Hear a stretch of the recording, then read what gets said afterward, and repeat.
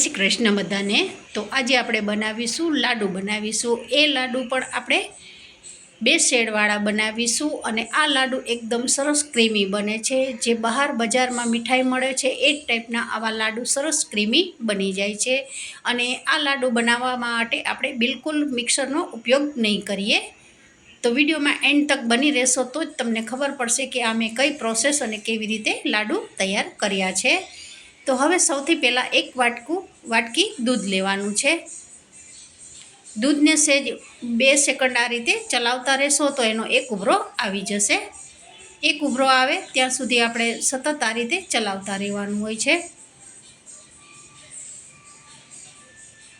हवे थोड़ुं दूध गरम थई गयुं छे अने आ रीते तमे जोई शको छो एमां एकदम सरस उभरो आवी रह्यो छे। त्यारे तमे खांड नाखी देवानी छे। खांड तमारे केटલું दूध होय अने केटली तमारी बधी वस्तुनी क्वोंटिटी होय ए प्रमाणे तमे बधी वस्तु लई शको छो। तो एक वाटकी खांडनी दूधनी जोड़े मैं अत्यारे एक चमची खांड लीधी छे। त्यार पछी अत्यारे मैं 2 चमची 2 થી 3 चमची मैं अत्यारे मिल्क पाउडर नाखी दीधो छे। मिल्क पाउडर ऑप्शन है। जुओ तमारा घर में मिल्क पाउडर ना होय अने आजूबाजू ना मळतो होय तो तमारे खाली फक्त मलाई नाखशो तो बी आ लाडू सरस क्रीमी बनी जाय छे।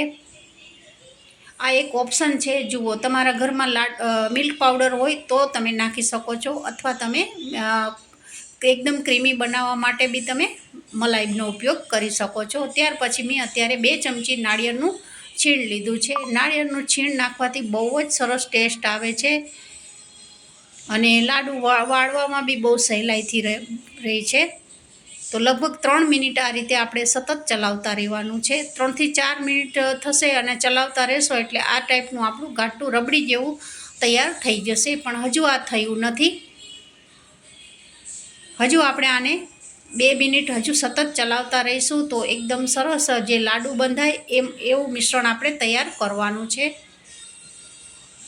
जे एना मिल्क पाउडर नाख्युं छे एना गठ्ठा थोड़ा रही गया होय एने आपणे भांगी नाखवाना छे अने आ रीते सतत चलावता रहेशो तो मिश्रण एकदम सरस पेन छोड़वा मळशे। हजू हवे तमे जोई शको छो के जुओ अत्यारे हजू थयुं नथी।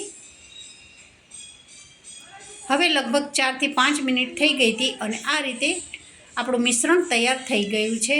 तमे जोई शको छो एकदम सरस पेन छोड़ी रह्युं छे अने स्पेच्युलामां एकदम सरस आ रीते चोटी जाय छे।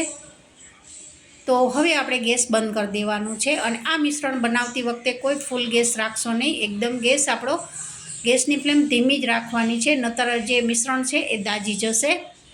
तो हवे तमे जोई शको छो एकदम सरस आपणुं मिश्रण छे ए पेन छोड़ी रह्युं छे। हवे आपणे एक प्लेटमां एने ठंडू करवा काढी लईशुं। लगभग 5 मिनिट आपणे साइडमां मूकी दईशुं अने आमां आ रेसिपी बनाववा माटे मैं कोई मिक्सरनो उपयोग ज नथी कर्यो। मिक्सर वगरय तमे आ रीते सरस लाडू तैयार करी शको छो। पण विडियोमां एंड तक तमे बनी रहेशो तो ज तमने खबर पड़शे। त्यार पछी मैं अत्यारे 1 पेकेट ओरियो बिस्किट लीधुं छे अने मैं कोई आखा पेकेटमांथी लाडू नथी बनाव्या। लगभग 5-7 बिस्किट थी मैं आ लाडू तैयार कर्या छे कारण के आपणे 2 शेडवाळा बनाववाना छे एटले बहु बिस्किटनो उपयोग बहु ओछो ज थशे। अने बिस्किट ना होय तो तमे कोको पाउडरमांथी बनावी शको छो। हवे आपणे जे अंदर आ रीते जे क्रीम आवे छे एने काढी लेवानी होय छे कारण के क्रीम बहु गળી होय छे एटले क्रीम पाછી વધારે પડતી ચીકણી બી હોય છે એટલે લાડુ બાંધતી વખતે બહુ વધારે પડતી એકદમ ચોટે છે હાથમાં અને એનો ટેસ્ટ બી સારો નથી આવતો। તો હવે આ રીતે ક્રીમ કાઢી લીધા પછી બધા બિસ્કિટનો ભૂકો કરી દેવાનો છે।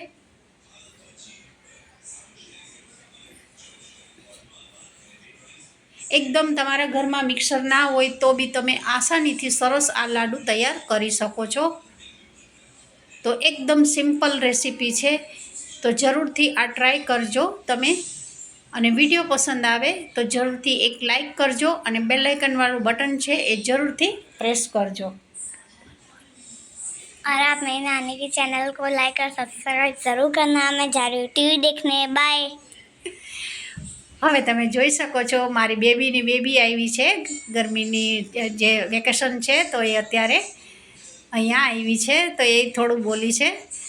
તો હવે આપણે જે ક્રશ કર્યું છે એને આપણે આ રીતે મિક્સ જે ખાંડણી છે એમાં આ રીતે થોડુંક ભૂકો કરી દેવાનું છે. જુઓ, આ રીતે તમે ખાંડણીનો મદદથી ભૂકો કરશો ને તો એ આસાનીથી મિક્સર જેવું થઈ જાય છે. હવે આપણે એક ચાળણી લેવાની છે અને ચાળણીની મદદથી જે આપણે ખાંડણીમાં ભૂકો કર્યો છે એને સરસ આ રીતે ચાળી લેવાનું છે. ચમચીની મદદથી તમે થોડું આ રીતે ચાળશો ને તો થોડો ઘણો જે ભૂકો રહી ગયો હશે ને એ બી સરસ એકદમ ચડાઈ જશે. તો મિક્સર વગર એકદમ આસાનીથી સરસ ક્રીમી જે શેડવાળા લાડુ તૈયાર થઈ જાય છે. એ આ રેસીપી મેં તમને અત્યારે બતાવી છે. તો જરૂરથી તમે બધા ટ્રાય કરજો અને મારી ચેનલને જરૂરથી સબસ્ક્રાઈબ કરજો. અને જુઓ, આ રીતે ચમચીની મદદથી એકદમ સરસ પ્રેસ થઈ જાય છે અને બધું જે એમાં જે ઝીણો ભાગ છે એ બધો ચડાઈ જાય છે. અને હવે તમે જોઈ શકો છો એકદમ સરસ ચડાઈ ગયું છે. તો ફક્ત આપણે આમાં 2 ચમચી દૂધ નાખીશું, કારણ કે આ આપણું બેટર ઢીલું ના થવું જોઈએ. જો ઢીલું થશે તો લાડુ વાળવામાં તકલીફ પડશે, લાડુ સરખા વળાશે નહીં. એટલે જ્યારે તમે આ રીતે બિસ્કિટમાંથી કોઈ પણ તમે રેસીપી બનાવતા હો ત્યારે તમારે દૂધ છે એ સાચવીને નાખવાનું, પહેલાં ઓછું નાખવાનું, પછી જરૂર પડે તો જ તમે વધારે નાખી શકો છો. તો જુઓ, આસાનીથી સરસ એકદમ આપણે લોટ બાંધતા હોય એમ સરસ બંધાઈ જાય છે. જેવી રીતે લાડુનું આપણે બેટર તૈયાર કરવું છે એ જ રીતે આ સરસ તમે જોઈ શકો છો 2 ચમચી દૂધથી જ સરસ એકદમ લાડુનો આકાર આવી ગયો છે અને એકદમ સરસ બંધાઈ ગયું છે. તો આ રીતે એકદમ સરસ હાથથી થોડોક મસળવાનો છે તો એમાં થોડા બી લમ્સ ના રહે. હવે આ ઠંડુ થઈ ગયું છે. જે વ્હાઈટ પોષણ આપણે તૈયાર કર્યું છે એ બી સરસ ઠંડુ થઈ ગયું છે. હવે એને બી આ રીતે આપણે સરસ એક લાડુ બંધાય એ રીતે થોડુંક હાથથી આ રીતે મસળવાનું છે. અને એવું લાગે કે તમારાથી ભેગું ના થાય તો હાથમાં થોડુંક તમારે ઘી લગાવી દેવાનું, અને ઘી લગાવશો એટલે આસાનીથી સરસ એકદમ આવી રીતે બંધાઈ જશે. કારણ કે આપણે ટોપરાનું છીણ નાખ્યું છે એટલે ટોપરાનું છીણ છે એ થોડું ઠંડુ થયા પછી મિશ્રણમાંથી છૂટું પડવા માંડે છે. તો જુઓ, આ રીતે એકદમ સરસ લાડો તૈયાર થઈ ગયો છે. મોટો આપણે લાડવો બનાવતા હોય એવો જ આ રીતે તૈયાર થઈ ગયું છે. હવે આ બે આપણે વ્હાઈટ પોષણ છે એમાંથી આપણે થોડા નાના લાડુ વાળી દેવાના છે.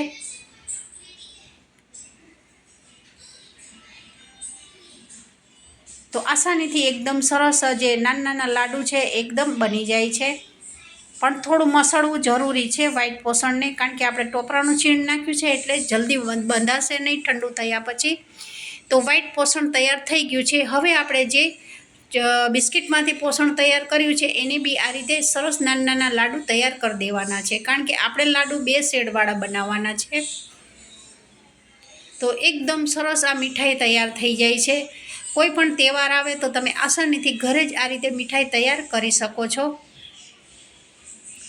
તો જેટલા આપણે વ્હાઈટ પોષણના લાડુ કર્યા છે એ જ ટાઈપના આપણે મરૂનના આ જે આપણે ચોકલેટવાળા છે મરૂન છે એના આપણે તૈયાર કરી દેવાના છે. અને જુઓ, એકદમ કેટલો સરસ આપણું પોષણ તૈયાર થઈ ગયો છે. હવે બે આપણે જે લાડુ લીધા છે, વ્હાઈટ લીધું છે અને જે આપણે ચોકલેટવાળું લીધું છે, એને આ રીતે કોઈ પણ ઉપર ભાગ તમારે રાખી દેવાનો છે. જો વ્હાઈટ રાખવું હોય તો વ્હાઈટ ઉપર રાખી દેવાનું છે. તો હવે આપણે બેયને એકબીજા ઉપર રાખી અને આ રીતે થોડું ચલાવતા રહેવાનું છે.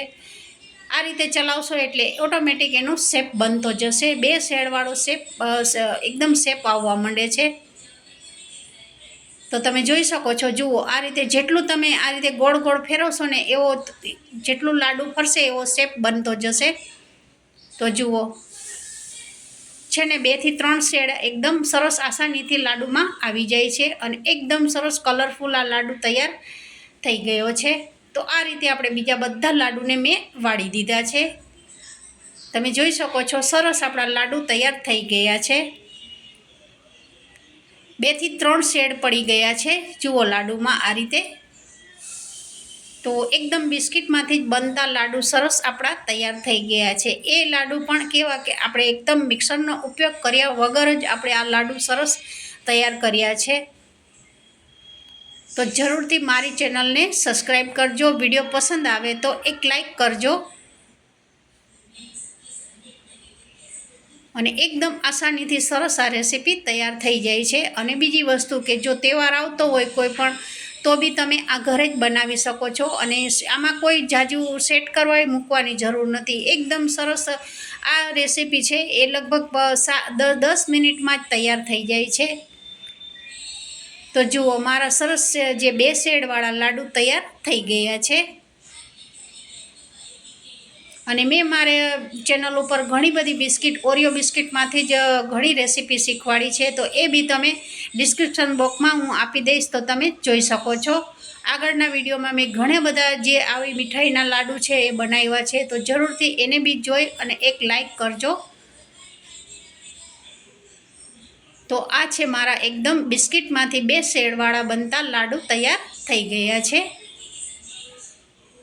અને હું બીજી આ રીતે બી જો અંદર બી 2 શેડ પડ્યા છે.